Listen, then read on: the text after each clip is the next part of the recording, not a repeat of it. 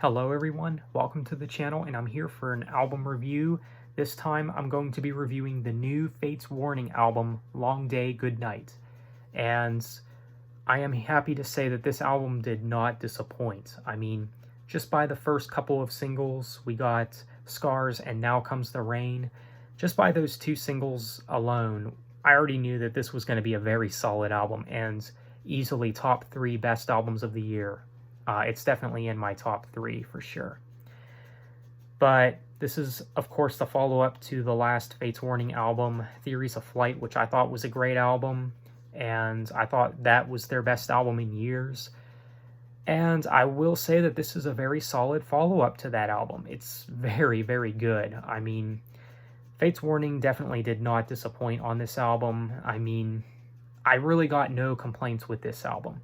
Now, one thing to note about this album is pretty long. It's 13 tracks long, which is pretty long, especially for a Fates Warning album. I mean, I sometimes when albums can be, this long, sometimes they can have filler on them, which I don't think this album has really any filler. I mean, it's just a solid album.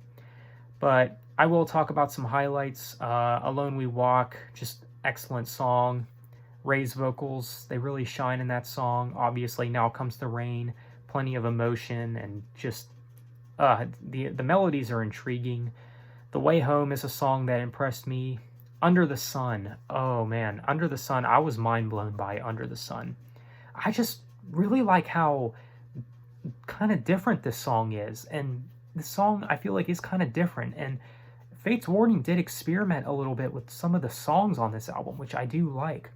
Under the Sun is a song that really grabbed my attention right away. Very interesting song, especially with those riffs. It's got plenty of emotion to it, and the melodies are intriguing. And the instrumentation as a whole is just outstanding.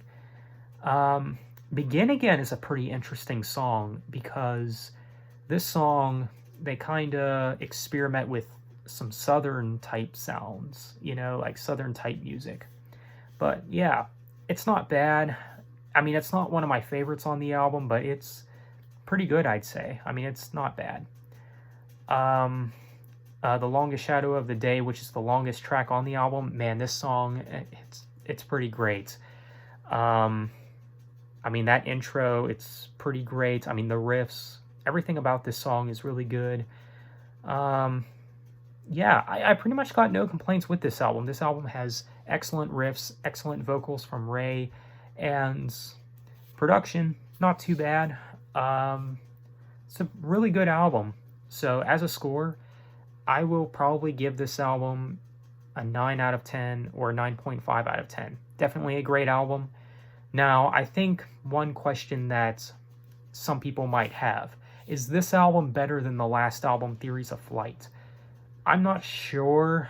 I mean, we'll have to see how well this album does with time. I mean, I guess we'll see, of course, but I don't know. For me, it's kind of a tie between the two right now. I like both albums for different reasons, but I don't know. There's a lot of atmosphere to this album. There's just a lot of great songs.